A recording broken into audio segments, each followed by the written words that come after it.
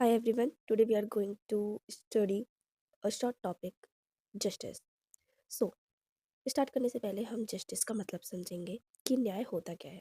So in a bookish language we can say that justice is fairness, rightness और something which is morally correct, जो कि हमें लगे कि हाँ ये चीज़ सही है और ये चीज़ गलत है. लोगों को इक्वली ट्रीट किया जा रहा है, मतलब इक्वली तो नहीं, हम कहेंगे फेयरली ट्रीट किया जा रहा है और सही तरीके से उनको हर एक चीज़ की अपॉर्चुनिटी मिल रही है. उन्हें रिसोर्सेज का डिस्ट्रीब्यूशन अच्छे से हो रहा है. तो अब जो हम आगे पढ़ेंगे, हम पढ़ेंगे डिफरेंट फैक्ट्स ऑफ जस्टिस, या फिर हम कह सकते हैं types of justice. So first one is about social justice. Social justice, yeah, social justice. Now we will discuss about definition of social justice. First of all, we will try to understand what is social justice. So, social justice is ensure all members of society, regardless of race, gender, religion, sexual orientation, disability, or social economic status, have equal opportunities and access to resources. That's mean कि society के हर एक member को बिना किसी भेदभाव के in the on the basis of race, gender, religion, sex और एनी काइंड ऑफ डिसेबिलिटी, उनको क्या हो, इक्वल अपॉर्चुनिटी मिले और रिसोर्सेज भी उनको इक्वली प्रोवाइड करे जाए बिना किसी इम्पार्शलिटी के.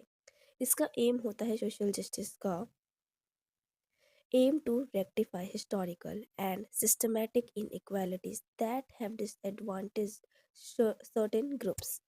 क्या मतलब हुआ, इसका एम है कि जो भी हिस्टोरिकल या सिस्टमेटिक इनइक्वालिटीज़ हमारे सोसाइटी में चली आ रही हैं उसको क्या करना, रेक्टिफाई करना, चेंज करना.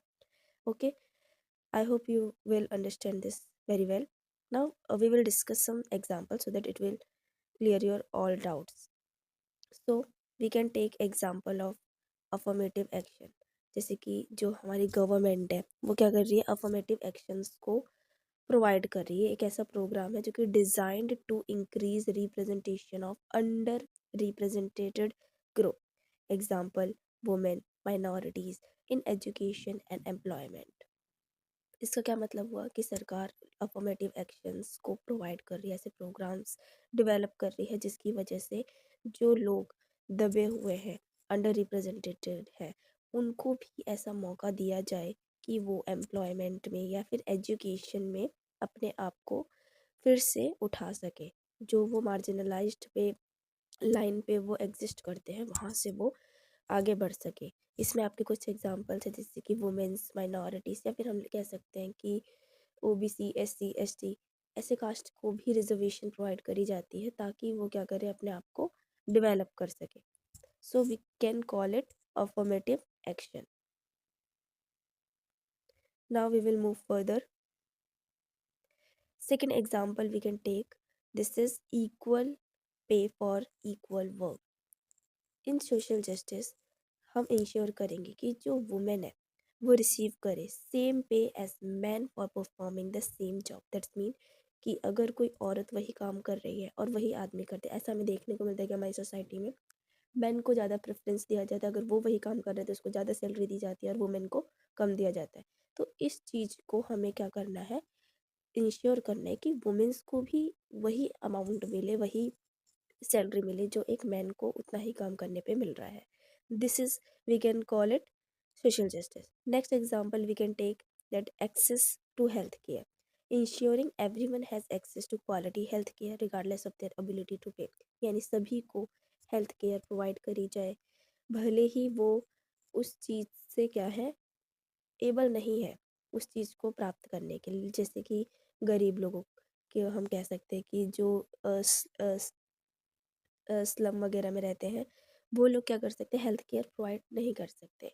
तो उनको क्वालिटी हेल्थ केयर प्रोवाइड करने के लिए गवर्नमेंट ऐसी स्कीम्स को निकाले, ऐसी पॉलिसी बनाए so that they can also achieve that kind of health care. और you can say it will help us to provide ensure social justice. And the last one is fighting discrimination.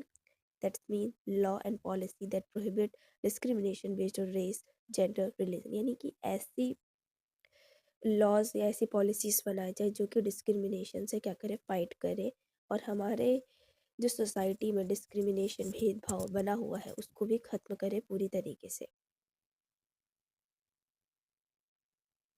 Now we will discuss about political justice. This is second type of justice, political justice. Political justice ensure all citizens have equal rights and opportunities to participate in the political process. That's mean कि सभी नागरिक को ऐसा equal अधिकार हो, equal opportunities मिले ताकि वो हर एक पॉलिटिकल प्रोसेस में पार्टिसिपेट कर सकें, जैसे कि fair and equitable representation, free and fair elections, यानी कि वो इलेक्शंस में खड़े हों, भले ही वो माइनॉरिटी से बिलोंग करते हो या फिर गरीब हो या फिर वुमेन्स हो या कुछ भी, लेकिन उनको free and fair elections provide करे जाएंगे। Protection of civil and political rights, उनके राइट्स की, उनके जो भी ड्यूटीज है उन सबको प्रोटेक्ट किया जाएगा in political justice. Now we will discuss some examples. First one is universal suffrage. That's mean the right of all adult citizens to vote in election. कि सभी adult को ये right हो कि वो election में vote कर सके. This is we can say it is political justice. Next one is freedom of speech and expression. कि हर एक नागरिक को अपने opinion, अपने thoughts को एक्सप्रेस करने की आज़ादी हो बिना किसी फियर के, या फिर ऐसा ना हो कि उसको क्रिटिसाइज़ किया जाए या फिर उसको दबाया जाए, रिप्राइजल किया जाए गवर्नमेंट के द्वारा अगर वो अपने ओपिनियंस को रख रहा है। ऐसा नहीं होना चाहिए।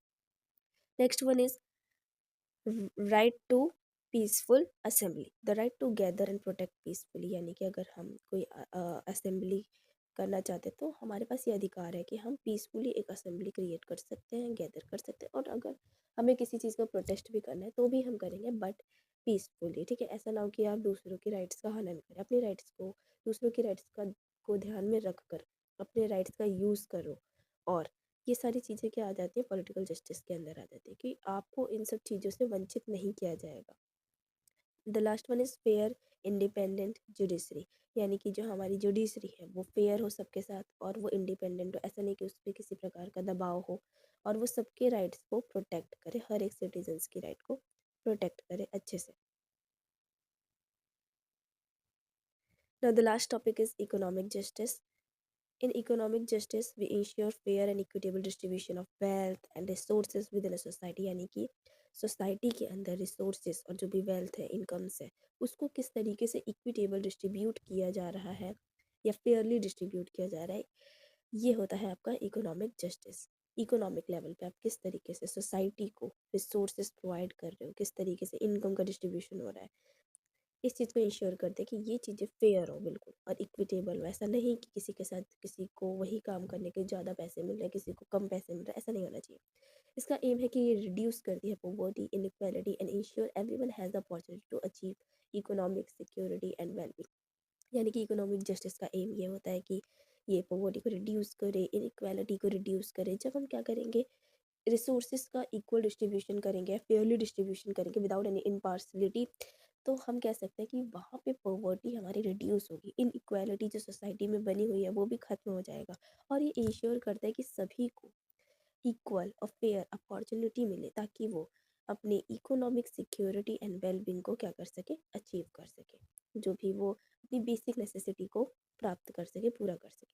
इसके कुछ एग्जांपल्स है, जैसे कि गवर्नमेंट प्रोग्रेसिव टैक्सेशन का यूज़ कर सकती है फेयर एंड इक्विटेबल डिस्ट्रीब्यूशन के लिए, कि क्या करे वो कि जिसकी सैलरी ज़्यादा है, tax system where higher earner pay a greater percentage of their income in tax. Progressive taxation का मतलब यही होता है कि जिसकी सैलरी ज़्यादा होगी वो ज़्यादा टैक्स पे करेगा, या जिसकी सैलरी कम है वो कम करेगा, क्योंकि अगर हम ऐसा ना करें, रिग्रेसिव टैक्सेशन कर दें, तो क्या पता 1 लाख रुपए वाले को भी 1000 रुपये देने पड़ रहे हैं टैक्स के, और 1000 वाले को भी फिर 1000 ही देने पड़ जाएंगे, तो ये तो फिर बिल्कुल ही इनइक्वालिटी हो गई, या फिर ये बिल्कुल ही फेयर नहीं हुआ। तो इसलिए री प्रोग्रेसिव टैक्सेशन क्या है, एक बेस्ट एग्जांपल है इकोनॉमिक जस्टिस का। The next one is living wage, यानी कि ensure all workers on a wage that allow them to meet their basic need, यानी कि ऐसी वेज को प्रोवाइड किया जाए, मिनिमम वेज, जिससे कि पीपल अपनी बेसिक नीड्स को क्या कर सके, पूरी कर सके। Next is access to education and job training, यानी कि लोगों को इक्वल अपॉर्चुनिटी मिले पढ़ने के लिए, जॉब करने के लिए, उनको ट्रेनिंग दी जाए सो that they can improve their skills and productivity, and वो अच्छे से सारे चीज़ों को कर सके और आगे चल के मतलब अपने आप को डेवलप करे उस लेवल तक कि वो अपने आप को उस लेवल पे पहुंचाए जहाँ पे वो अच्छी अर्निंग कर सके। और उनको उनके साथ मतलब फेयरली होना चाहिए। ऐसा नहीं कि जिसके पास ज़्यादा पैसे है वो ट्रेनिंग कर रहा है, जिसके पास है ही नहीं वो ट्रेनिंग ही नहीं कर पा रहा है, ना पढ़ पा रहा है। तो ये क्या है, सरकार का काम है यहाँ पे कि वो लोगों को ऐसी पॉलिसी, ऐसे प्रोग्राम्स के थ्रू एजुकेशन प्रोवाइड करे, सो दैट वो भी अपने आप को अपलिफ्ट कर सके। And the last one is social safety nets. It is related to program like unemployment benefit, food assistance, and affordable housing that provide a safety net for those in need. इसका मतलब कि वही कि सरकार ऐसे कुछ जाल बुने सेफ्टी के जिससे कि लोगों को क्या हो, अनएम्प्लॉयमेंट का सामना ना करना पड़े, उनको फूड अच्छे से प्रोवाइड करे, जैसे कि स्कूल में मिड डे मील मिलता है, housing that provides a safety net for those in need, ताकि वो अपनी नीड्स को पूरा कर सके। Now we will discuss some important consideration. इसका ये मतलब है कि जो ये सारे टाइप्स हमने ऊपर पढ़े हैं, ये सारे एक दूसरे से इंटरकनेक्टेड हैं एंड ऑफन ओवरलैप, यानी एक दूसरे को ओवरलैप कर जाते हैं कभी कभी। जैसे कि एग्जांपल जैसे सोशल जस्टिस की जो भी इश्यूज है वो इकोनॉमिक इम्प्लीकेशन में क्या करती हैं, हेल्प कर देती हैं या फिर उसमें ओवरलैप हो जाती हैं। जैसे कि हमने अभी वेज वाली बात करी थी कि वुमेन अगर वही काम कर रही हो, मैन वही काम कर रहा है, तो क्या हो रहा है कि उन दोनों में इनइक्वालिटी है। तो ये चीज़ सोशल जस्टिस के अंदर भी आ जाती है कभी कभी, और कभी कभी ये, वैसे तो ये है ही सोशल जस्टिस पे भी देखा जाए तो मैन और वुमेन में इनइक्वालिटी हो रही है, और अगर इकोनॉमिक जस्टिस के हिसाब से देखें तो यहाँ पे वेजेस में इनइक्वालिटी हो रही है। तो ये क्या हो रही है, ओवरलैपिंग हो रही है, और ये एक दूसरे से इंटरकनेक्टेड है। जैसे कि economic inequality can impact political participation, कि अगर इकोनॉमिक इनइक्वालिटी करी जाएगी तो लोग जो पॉलिटिकल में पार्टिसिपेट कर रहे हैं उनके उनके साथ अनफेयर हो जाएगा।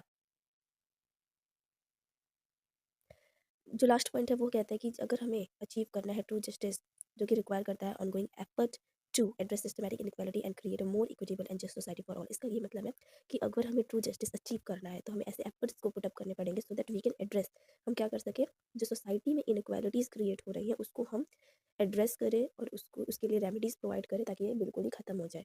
ठीक है, आई होप कि आपको चैप्टर बहुत अच्छे से समझ आया होगा।